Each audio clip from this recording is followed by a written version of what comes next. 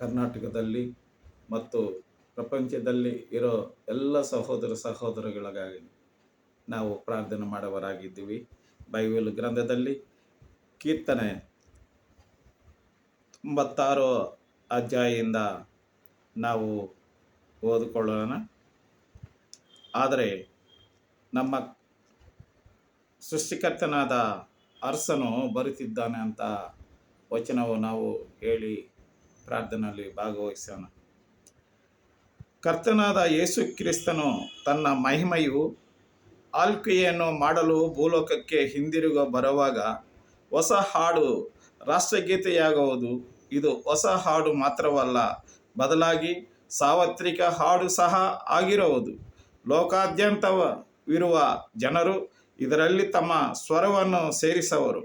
ಜನರು ಆತನ ನಾಮವನ್ನು ಸ್ತುತಿಸುತ್ತಾರೆ ಮತ್ತು ಸತತವಾಗಿ ಕಾಪಾಡುವ ಆತನ ಶಕ್ತಿಯು ಬಗ್ಗೆ ಸಾಕ್ಷಿ ಹೇಳುತ್ತಾರೆ. ಆತನು ರಕ್ಷಿಸುತ್ತಾನೆ ಎಂದು ಪ್ರತಿದಿನ ಅವರು ಹೇಳುತ್ತಾರೆ. ನಮ್ಮ ಪರಲೋಕದಲ್ಲಿ ಇರುವ ತಂದೆಯೇ, ನಿನಗೆ ವಂದನೆಗಳಪ್ಪ, ಸ್ತೋತ್ರಗಳು.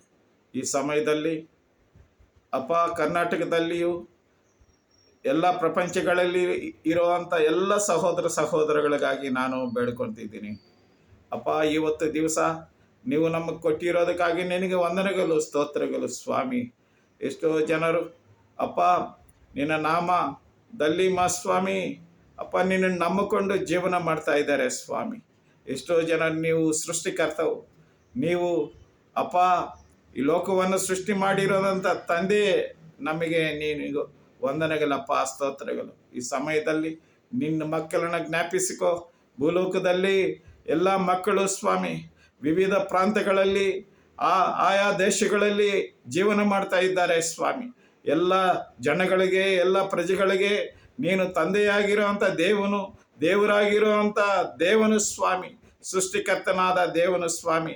ಅವರ ಕಷ್ಟದಲ್ಲಿ, ಅವರ ಕೆಲಸದಲ್ಲಿ, ಅವರು ವ್ಯಾಪಾರದಲ್ಲಿ, ಅವರು ಬಡತನದಲ್ಲಿ, ಅವರು ಯಾವ ಬಲಹೀನರಾಗಿದ್ದಾರೋ ಸ್ವಾಮಿ, ಆ ವಿಷಯದಲ್ಲೆಲ್ಲ ನೀವು ಬಲಪಡಿಸುವಂಥ ದೇವರಾಗಿರೋದಕ್ಕಾಗಿ ನಿನಗೆ ವಂದನೆಗಳು, ಸ್ತೋತ್ರಗಳು ಸ್ವಾಮಿ.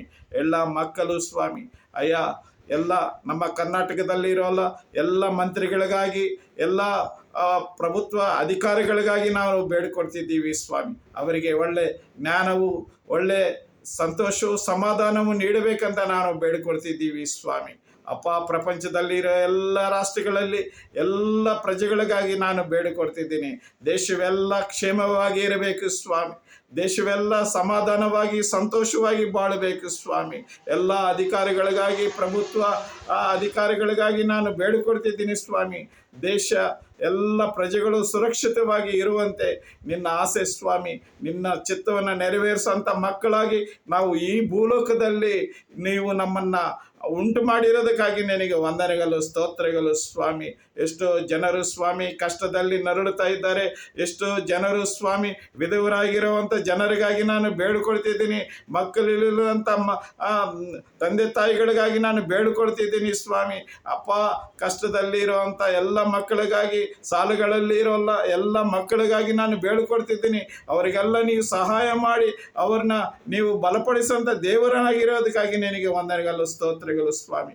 ಈ ಸಮಯದಲ್ಲಿ ಅಪ್ಪ, ಯಾರು ಚಿಂತೆ ಮಾಡ್ತಾ ಇದ್ದಾರೋ, ಯಾರು ದುಃಖಿಸಲ್ಪಡ್ತಾ ಇದ್ದಾರೋ ಅಂಥ ಜನರಿಗಾಗಿ ನಾನು ಬೇಡಿಕೊಳ್ತಿದ್ದೀನಿ ಸ್ವಾಮಿ. ಅಪ್ಪ, ನಿರುದ್ಯೋಗ ಸಮಸ್ಯೆದಲ್ಲಿರುವಂಥ ಎಲ್ಲ ಜನಗಳಿಗಾಗಿ ನಾನು ಬೇಡಿಕೊಳ್ತಿದ್ದೀನಿ ಸ್ವಾಮಿ. ಆ ಮಕ್ಕಳೆಲ್ಲ ಅಪ್ಪ ನಿನ್ನ ಎದುರು ನೋಡುವಾಗ ಸ್ವಾಮಿ ಅಪ್ಪ ನೀವು ಕೊಡುವಂಥ ದೇವರಾಗಿರೋದಕ್ಕಾಗಿ ನಿನಗೆ ವಂದನೆಗಳು, ಸ್ತೋತ್ರಗಳು ಚೆಲ್ಲಿಸ್ತೇವೆ ಅಪ್ಪ. ಈ ಸಮಯದಲ್ಲಿ ಈ ಪ್ರಾರ್ಥನೆ ನೀವು ಆಲಿಸಿರೋದಕ್ಕಾಗಿ ನಿನಗೆ ಸ್ತೋತ್ರಗಳು ಸ್ವಾಮಿ.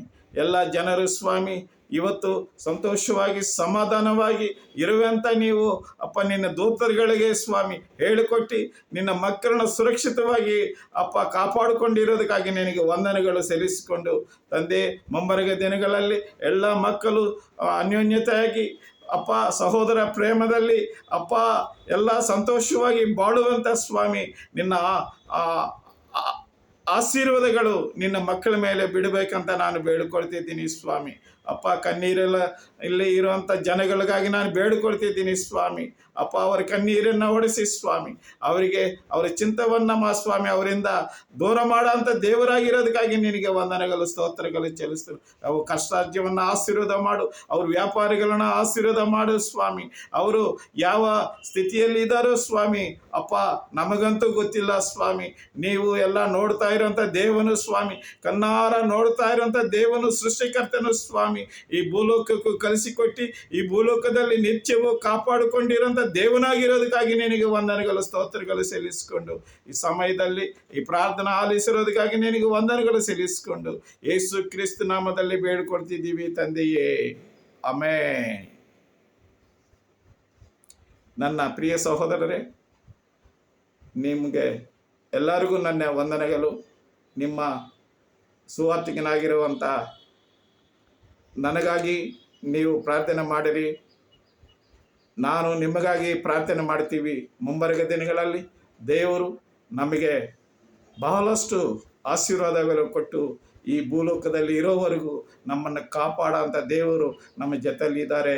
ಎಲ್ಲ ಜನರು ಧೈರ್ಯವಾಗಿರಬೇಕು. ಕಷ್ಟದಲ್ಲಿ ಅನೇಕ ಸಮಯಗಳಲ್ಲಿ ದುರಂತಗಳಲ್ಲಿ ಧೈರ್ಯವಾಗಿ ನಿಂತುಕೊಂಡು ಕುಟುಂಬದಲ್ಲಿ ಕೆಲಸದಲ್ಲಿ ಬರೋವಾಗ ಹೋಗೋವಾಗ ಎಲ್ಲ ಜನರು ತಮ್ಮ ತಮ್ಮ ಜಾಗೃತಿಯಾಗಿ ಇರಬೇಕಂತ ನಾನು ಬೇಡಿಕೊಂಡು ದೇವರ ಆಶೀರ್ವಾದಗಳು ಪಡ್ಕೊಂಡು ನಿತ್ಯವೂ ದೇವಿನ ಸನ್ನಿಧಿಯಲ್ಲಿ ಪ್ರಾರ್ಥನೆ ಮಾಡಲಿಕ್ಕೆ ನೀವು ಸಿದ್ಧರಾಗಬೇಕಂತ ನಾನು ಬೇಡಿಕೊಂಡು ಈ ಸಮಯದಲ್ಲಿ ನಿಮಗೆಲ್ಲರನ್ನ ಒಂದು ಸಾರಿ ಕೃತಜ್ಞತೆಯಾಗಿ ಸಲ್ಲಿಸಿಕೊಂಡು, ನೀವು ಪ್ರತಿದಿನವೂ ಈ ವಾಕ್ಯವನ್ನು ಈ ಸಂದೇಶವನ್ನು ನೀವು ಕೇಳ್ತಾ ಇರೋದಕ್ಕಾಗಿ ನಿನಗೆ ವಂದನೆಗಳು, ವಾಚ್ ಮಾಡ್ತಾ ಇರೋದಕ್ಕಾಗಿ ನಿನಗೆ ವಂದನೆಗಳು ಸ್ತೋತ್ರಗಳು ಸಲ್ಲಿಸಿ ಈ ಸಮಯದಲ್ಲಿ ಈ ವಾಕ್ಯವನ್ನು ಈ ಪ್ರಾರ್ಥನೆಯನ್ನು ನಿಮ್ಮ ಸಹೋದರಗಳಿಗೆ ಹಂಚಬೇಕಂತ ನಾನು ಬೇಡಿಕೊಳ್ತಿದ್ದೀನಿ. ದೇವರು ನಿಮ್ಮನ್ನು ಕಾಪಾಡುವಂಥ ದೇವರಾಗಿದ್ದಾರೆ. ಅವರು ಅತಿ ಶೀಘ್ರದಲ್ಲಿ ಈ ಭೂಲೋಕಕ್ಕೆ ಬರಲಿಕ್ಕೆ ಸಿದ್ಧವಾಗಿದ್ದಾರೆ. ಈ ಭೂಲೋಕದಲ್ಲಿ ಇರೋ ಎಲ್ಲ ಜನಗಳು ಪರಿಶುದ್ಧವಾಗಿ, ಶುದ್ಧವಾಗಿ, ಪವಿತ್ರವಾಗಿ, ಕಪಟಗಳಿಲ್ಲದಂಗೆ ಹೃದಯದಿಂದ ಶುದ್ಧವಾಗಿರೋಂಥ ಸಮಯಕ್ಕಾಗಿ ದೇವರು ನಮ್ಮನ್ನು ಕಾದಿರೋಂಥ ದೇವರಾಗಿದ್ದಾರೆ. ಈ ಸಮಯದಲ್ಲಿ ಆ ದೇವರು ಬರೋಕ್ಕೆ ಮುಂಚೆ ನಾವೆಲ್ಲ ಸಿದ್ಧವಾಗಿರಬೇಕು. ಪವಿತ್ರದಲ್ಲಿ ಎಲ್ಲ ಸತ್ಯದಲ್ಲಿ ದೇವರನ್ನ ಆರಾಧಿಸುವಂಥ ಮಕ್ಕಳಾಗಿ ನಾವು ಈ ಭೂಲೋಕದಲ್ಲಿ ಇರಬೇಕಂತ ನಾನು ಬೇಡಿಕೊಂಡು ಈ ಸಮಯದಲ್ಲಿ ನಾನು ನಿಮ್ಮಿಂದ ನಾನು ಬೇಡಿಕೊಳ್ತಿದ್ದೀನಿ. ದೇವರು ನಿಮ್ಮನ್ನು ಆಶೀರ್ವಾದ ಮಾಡಲಿ.